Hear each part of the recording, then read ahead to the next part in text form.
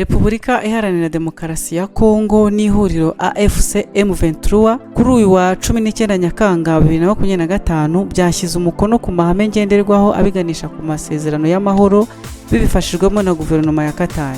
Mu isinywa ry'aya masezerano, Repubulika Iharanira Demokarasi ya Kongo yari ihagarariwe n'intumwa nkuru ya Perezida Felix Tshisekedi mu biganiro by'amahoro bya Rwanda na Nairobi. Sumbo Sita Mambo.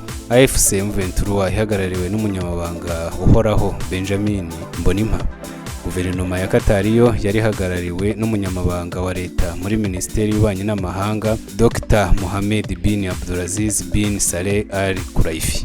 Hari kandi n'abahagarariye ibihugu byashyigikiye ibi biganiro nka Masad Bolos wa Leta Zunze Ubumwe za Amerika, Minisitiri Dr Vincent Biruta w'u Rwanda, intumwa ya Togo n'iya Komisiyo y'Umuryango wa Afurika Yunze Ubumwe. Aya mahame agizwe n'ingingo nyamukuru zirindwi zikubiye ku mpapuro eshatu, zose ziganisha ku gukemura amakimbirane yo mu burasirazuba bwa leta ya Kongo guhera mu mizi yayo. Ingingo ya mbere yarebanaga n'amahame rusange, aho impande zombi zemeranyijwe ko amahoro arambye ari umusingi ukomeye mu kubaka RDC yunze ubumwe, iteye imbere kandi itekaniye abaturage bayo. Hashingiwe ku itegeko nshinga rya RDC, amahame y'umuryango w'abibumbye n'ibyemezo byawo, aya Afurika Yunze Ubumwe n'itegeko mpuzamahanga.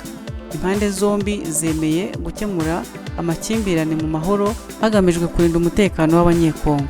Leta ya Repubulika Iharanira Demokarasi ya Kongo na AFC M23 byemeranyije gukorana n'imiryango mpuzamahanga niyo mu karere kugira ngo umutekano w'abasivile ubungabungwe kandi aya mahame anashyirwe mu bikorwa. Byemeranyije kandi gukemura amakimbirane binyuze mu nzira y'amahoro zishingiye kuri demokarasi n'ibiganiro, aho gukoresha imbaraga n'amagambo y'ubushotoranyi, bigashingira ku myanzuro yafashwe n'umuryango wa Afurika y'Uburasirazuba EAC n'uwa Afurika y'Amajyepfo SADC muri Gashyantare 2025. Impande zombi zemeranyije kwirengagiza ahahise habi, zigatangira urugendo rushya rw'ubwumvikane, kubana mu mahoro ndetse no kubungabunga umutekano. Zemeranyije kandi kurandura amacakubiri mu gihugu, guteza imbere imibereho y'abaturage, bakarwanya imvugo zose zambura abantu ubumuntu hagamijwe kugera ku mahoro n'ubwiyunge. Leta ya Repubulika Iharanira Demokarasi ya Kongo na AFC M23 yemeje ko bishyigikiye ubusugire ndetse n'ubwigenge bwa leta ya Kongo kandi ko bizubahiriza ibikubiye mu masezerano yo guhagarika imirwano yasinywe ku wa 23 Mata 2025. Ingingo ikurikiraho yagiraga iti guhagarika imirwano burundu, hashingiwe ku kuba amahoro n'umutekano ari ingenzi mu gutuma haboneka amahirwe menshi y'iterambere, imibereho y'abaturage igahinduka kandi ikiremwa muntu kikagira agaciro. Impande zombi zemeranyije kubahiriza ihagarikwa burundu ry'imirwano. Iyi ngingo isobanuye ko buri ruhande rugomba kwirinda kugaba ku rundi ibitero byo mu kirere, ibyo mu mazi, kwangiza imitungo, kwirinda imvugo zihembera urwango no kudafata ibindi bice. Kugira ngo ihagarikwa ry'iyi mirwano ryubahirizwe uko bikwiye, Leta ya Repubulika Iharanira Demokarasi ya Kongo na AFC M23 byemeye ko hazashyirwaho urwego ruzagena uko bizakorwa rukanagenzura niba byubahirizwa. Impande zombi ziyemeje kwirinda ibikorwa byose bishobora kubangamira iyubahirizwa ry'aya masezerano no guhagarika imirwano. Indi ngingo nirebana n'ingamba zirema icyizere. Leta ya Repubulika ya Demokarasi ya Kongo na AFC M23 byiyemeje gufata ingamba zituma abanyekongo bizera ko amahoro ashoboka, bakanarema uburyo bwatuma habaho ibiganiro biganisha ku mahoro arambye. Impande zombi zashimangiye ko ingamba zirema icyizere zikwiye gushyirwa mu bikorwa bwangu, zigaragaza ko zagira uruhare rukomeye mu gutuma zizerana, ibiganiro by'amahoro bigakomeza.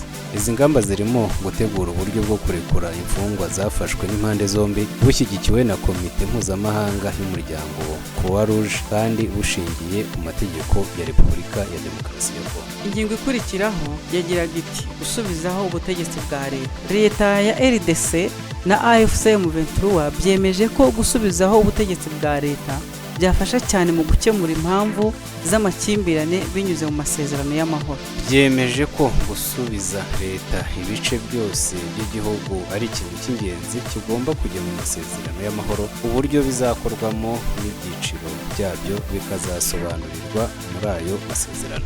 Ingingo yakurikiragaho yagiraga iti gucyura impunzi. Impande zirebwa n'aya mahame zemeye gufasha impunzi ziri mu mahanga ndetse n'izahungiye imbere mu gihugu gutaha mu mahoro ku bushake kandi mu buryo buzihesha agaciro, bikazakorwa hashingiwe ku itegeko mpuzamahanga ry'ubutabazi. Ku mpunzi ziba mu mahanga, aya mahame asobanura ko zizacyurwa hashingiwe ku masezerano leta ya Kongo n'ishami ry'umuryango w'abibumbye rizishinzwe UNHCR byagiranye n'ibihugu bizicumbikiye. Ingingo yindi ikagira iti uruhare rwa MONUSCO n'inzego z'akarere.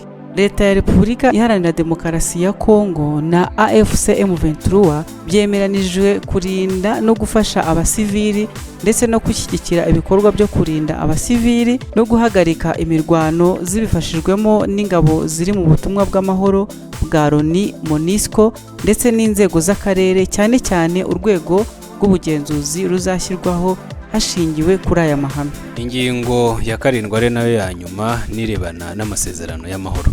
Impande zombi zemeranyije ko amasezerano y'amahoro ari ngombwa kugira ngo haboneke umutekano, iterambere rirambye, imibereho y'abaturage be myiza, uburenganzira bw'abanyekongo bubungabungwe, impunzi zitahe mu buryo buzihesha agaciro mu gihe hari gukemurwa amakimbirane guhera mu mizi yayo. Impande zombi kandi zemeye gushyira mu bikorwa aya mahame kuva agitangizwa kuri uyu wa 19 Nyakanga cyangwa se bitarenze iminsi 10 nyuma yo gushyiraho umukono kuri aya masezerano. Leta ya Repubulika Iharanira Demokarasi ya Kongo na AFC M23 byemeranijwe gutangira ibiganiro byimbitse bitarenze mu minsi 10 nyuma yo gushyira mu bikorwa aya mahame. Nk'uko bigaragara mu itangazo ry'aya mahame, ibi biganiro bizajyana n'amasezerano y'amahoro u Rwanda rwagiranye na leta ya Kongo i Washington tariki ya 27 Kamena 2025. Impande zombi zumvikanye ko ibiganiro bigana ku masezerano y'amahoro afatika bikwiye kuba inshingano kandi bigashingira ku bufatanye n'intego y'ubwumvikane ku buryo azasinywa nyuma y'iminsi 7 ariko bitarenze iminsi 10 kuva bitangiye.